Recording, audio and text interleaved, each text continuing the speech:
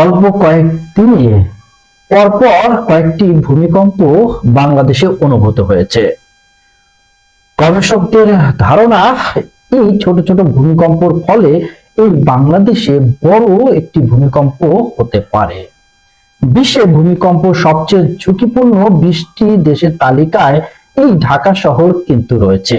বাংলাদেশে বড় মাত্রার ভূমিকম্প হলে ব্যাপক ক্ষয়ক্ষতি হবে বলে আশঙ্কা করছে এর সাথে সংশ্লিষ্টরা।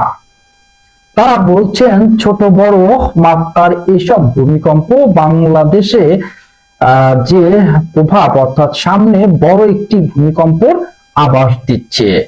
আর ভৌগোলিক অবস্থার কারণে ব্যাপক ঝুঁকিতে রয়েছে এই বাংলাদেশ।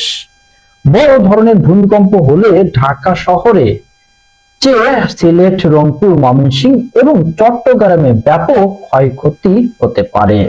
মার্কিন ভূতাত্ত্বিক জরিপ সংস্থা ইউএসজিএস জানিয়েছে, ভৌগোলিক অবস্থার কারণে বাংলাদেশে ভূকম্পনের সক্রিয় এলাকা অবস্থিত। সাম্প্রতিক বছরগুলোতে ছোট ছোট কম্পন দেশটিতে আরো শক্তিশালী ভূমিকম্পর আশঙ্কা নির্দেশ করে।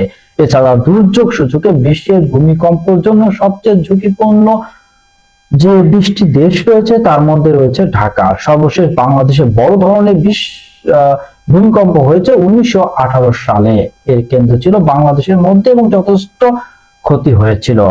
গত 2016 সালে 4 জানুয়ারি 6.7 মাত্রার ভূমিকম্পে আতঙ্কে মারা যায় এদেশের 6 জন।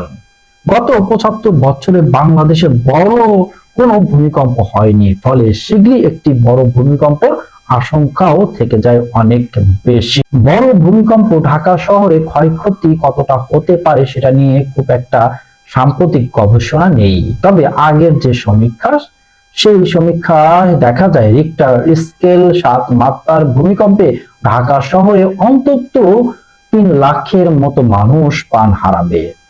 আর 25% বহুতল ভবন মাটির সঙ্গে মিশে যেতে পারে। ভূমিকম্পে পরবর্তী সময়ে দেখা দিতে পারে মানবিক বিপর্যয়। তাই ভূমিকম্পের ক্ষয়ক্ষতি কমাতে অবশ্যই এখন থেকে সতর্ক হতে হবে দেশ, সরকার এবং সবাইকে। দর্শক, আজ এই পর্যন্তই। থাকুন ডেইলি নিউজ বাংলাদেশের সাথে। লাইক, শেয়ার এবং সাবস্ক্রাইব করে। ধন্যবাদ।